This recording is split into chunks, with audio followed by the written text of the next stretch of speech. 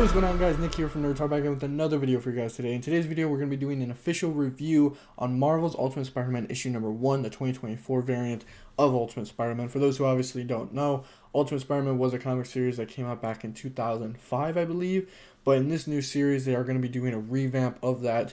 It's a whole new story, a whole new issue, everything like that. It just bears the same name. The story is actually written by Jonathan Hickman, who is the writer behind the House of X and Powers of X storylines, as well as is art done by Marco Cicchito. I think I pronounced that right. If I did not, I apologize. Basically, getting right into it, just kind of, without missing any beat. What is Ultimate Spider-Man? Ultimate Spider-Man takes place after the Ultimate Evasion storyline within Marvel Comics. In this new kind of almost reality, the villain known as the Maker has changed the timeline of the Marvel Universe and made it so that every mainstream Marvel hero, for the most part, never became a Marvel superhero. And then obviously this issue being Spider-Man being our lead focus. In this story, Peter Parker is 30 years old, married to Mary Jane, and has 2 kids, Richard and May Parker. Peter Parker still does work at the Daily Bugle, but he actually works under his Uncle Ben, who is still alive in this timeline. He's actually working alongside J. Jonah Jameson, who are best friends. We find out throughout the story that there was a terrorist attack going on in the city caused by one Tony Stark, who apparently was not Iron Man in this timeline. Unfortunately, throughout the terrorist attack that happened in Manhattan, a lot of numerous people were killed. Unfortunately, that's also being that of May Parker, Peter's aunt and wife of Uncle Ben.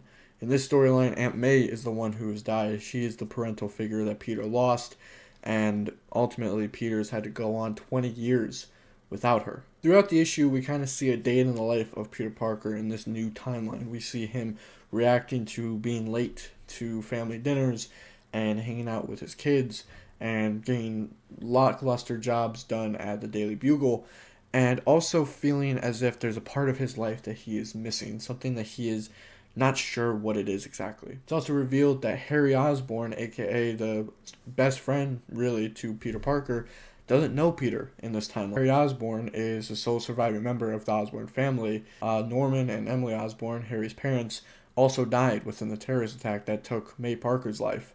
And now Harry Osborn has become the new face of Oscorp Industries. They also show a new look at the new Goblin-esque kind of figure of this universe. Almost kind of bears a resemblance to Iron Man in a way, with this armor that's very modern, very slick. And I kind of like it. I like the design of it, I will admit. And it's a different take that I'm not used to, because he doesn't really cackle or make any jokes. He kind of just flew in, did what he needed to do, and then flew away. Now, I haven't gotten into what exactly happens with Peter Parker. Does he become Spider-Man? How does he get his powers back? Whatnot. Well, it's actually revealed in a somewhat flashback where a box mysteriously showed up at Peter's doorstep. Inside the box was a hologram projection from Tony Stark in an Iron Man suit, telling Peter that this was taking place from the future, and that Peter Parker's life had been altered drastically, and that this wasn't the life he was meant to live. He tells Peter Parker regarding the life of Spider-Man and the heroics that he's done as the superhero that everyone knows. He tells Peter Parker that ultimately it's up to him to make this decision, but if he would like his life back, that Tony Stark is trying to give him that. It's pretty much revealed that Tony Stark is leading a one-man army against the Maker and the Maker's timeline to try and bring back this world's superheroes and let the world know that this is not the world that they're supposed to be living in. The issue ends with this very, very emotional, almost inspiring payoff of Peter Parker finally deciding to take the suit that Tony Stark gave him, as well as the radioactive spider that he left for him, where Peter is then bitten by and becomes Spider-Man in this amazing shot that I have up on screen now. Now, getting kind of back into it, kind of just with a brief summary of the comic of the first issue, what are my thoughts? I really enjoyed this. I don't know how I feel about this being a new rendition of the Ultimate Spider-Man comics run. The Ultimate Spider-Man comics run is my favorite comic book storyline of Spider-Man. It was such a perfectly well-told story. I think that the version of Peter Parker that they showed in that was the most realistic depiction of Peter Parker we'll ever have in terms of any media or any storyline. He was a kid, and he was a really selfish kid at times, but he was also very heroic, and he was very selfless at specific moments. And even at the moment where, spoiler alert, he died, he was still giving his all and becoming the hero that everybody knows Spider-Man to be. In this universe, it's the complete opposite. Spider-Man never existed. He never came to be that hero. And instead, he's having to be that hero now, while he's 30, and he has a family and a life. Knowing truly that this isn't the life that he's supposed to live, knowing that from a complete stranger, the man who's pretty much been framed for his aunt's death, along with the deaths of countless others, he has to believe him, and he takes a leap of faith.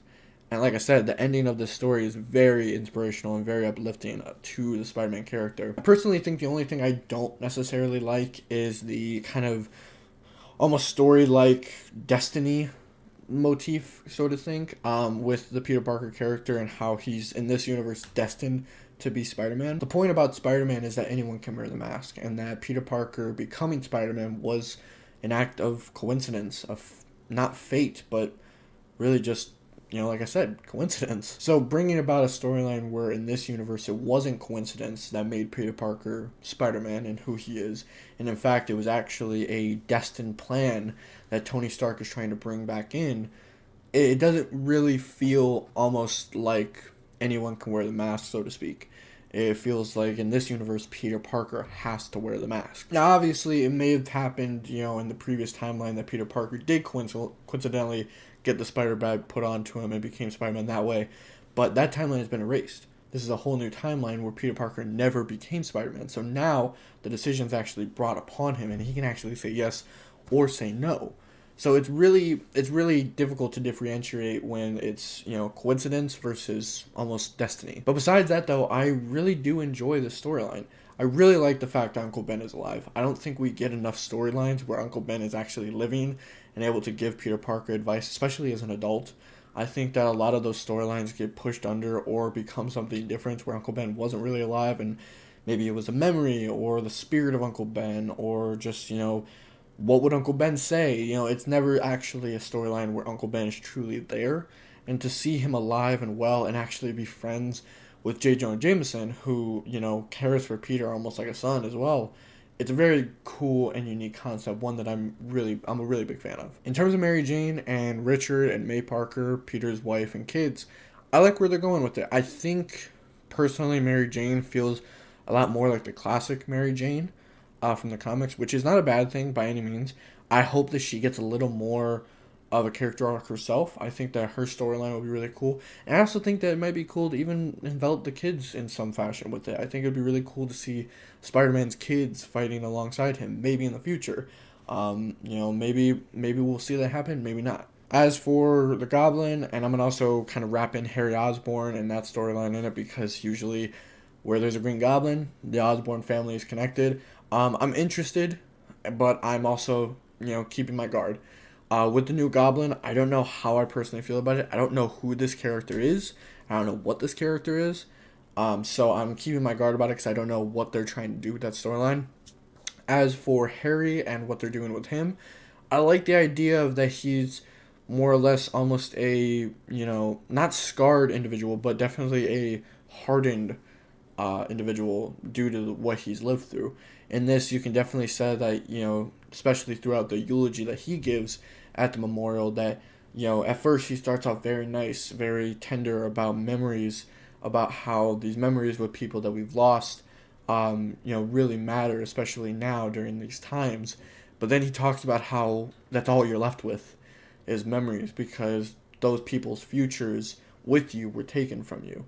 And it's almost a word for word exactly what he says in the issue. I kind of like it. I like the idea of almost a, like I said, hardened, maybe even just broken kind of almost version of Harry. We've seen that kind of interpretation with, especially with his, drug issues in the comics in the past, and even when he becomes the Green Goblin and I think the Hobgoblin at one point. We've seen it all before, but this is a whole new take. This isn't a version, at least to my knowledge. This isn't a version of Harry who's the Goblin. This is just a version of Harry who is broken. Another thing about Harry, and especially about Harry and Peter, is that they don't know each other. Peter and Harry never became friends throughout high school. They had a brief little segment in the comic where Peter's talking to MJ, his wife, and he asked MJ if he had ever met, or she had ever met Harry Osborn, and she said once. And Peter didn't even make mention of the fact that Harry is his best friend. In this universe, doesn't seem like he is. So that's a neat concept as well, is that Peter Parker doesn't have that best friend to go off of. But like I said, the comic book ends with Peter Parker donning the Spider-Man suit and getting the spider bite from Tony Stark, becoming Spider-Man, in this really emotional and uplifting send-off for this character for a new beginning. And it was really, really interesting to see. My personal opinion, like I said, it was a great start. I think it was a very slow start, which is good for the character, because it was a good way of showing and expressing that this is a Peter Parker who doesn't have the action in his life of being a superhero. He is a normal guy who has a 9-to-5 job, who's married, who has kids, and he lives in New York. That's his life. And it's a really interesting take, because it's not something that we've ever seen. When it comes to Peter Parker, unfortunately, we are used to tragedy. We're used to him losing. We're used to him fighting the good fight, but still failing, or even winning, but still succumbing to losses. In every single major Spider-Man story, especially of the last 5 years, we have seen that. With Marvel Spider-Man, the PS4 game, he lost Aunt May, but he saved New York. In the Spider-Man No Way Home, he lost Aunt May, but he saved New York and made New York forget about him. Completely forget about him. In Marvel Spider-Man 2, he lost Harry and his relationship with Norman Osborn at the cost of saving the city. Peter Parker's gone through a lot, and obviously you have the classic moments of Peter Parker's Spider-Man history with the death of Gwen Stacy, even the death of Mary Jane at some points, obviously the death of Uncle Ben. Peter Parker is just a character that kind of just gets thrown through the gutter a lot. So it's really cool to see him finally just living a peaceful life, even if that peaceful life has been interrupted for something that is true to what he actually is supposed to be experiencing. There's a few things I didn't go over, such as the Daredevil kind of cameo and the Kingpin cameo that shows up. And the reason why I didn't do that, even though I absolutely love those characters, in fact, like I've said previously, both Daredevil and Kingpin are some of my favorite Marvel superheroes and villains ever created. But the reason why I didn't bring them about was because this is a personal, I think, at least, Spider-Man story. And while their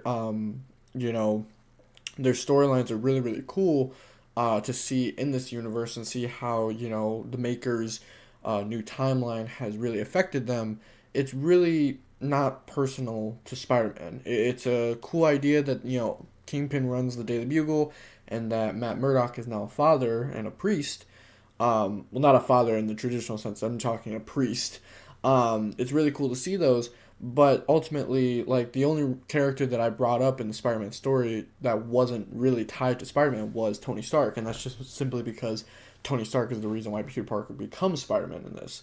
I do really like those cameos, and I'm really excited to see what they do with those characters in this new Marvel Ultimate Universe, but ultimately, I want to save those characters and how I feel about them for a potential another video if they do a Daredevil run of this story where we get to see Matt's life and how he becomes Daredevil again, most likely. But that's pretty much my thoughts. This was a little bit of a shorter video, I know, but I wanted to make this video because this is part of the new series, the stuff that we want to do here on Nerd Talk. We want to do comic book reviews. We want to do, special little things like this. If you did enjoy this style of content, please be sure to leave a like. Let me know what you guys' thoughts down below, and let me know what you guys thought of Ultimate Spider-Man issue number 1. And let me know if you guys want me to review issue number 2 when it comes out. I'd be more than happy to do it. But thank you guys so much for watching, and I will see you guys in the next video.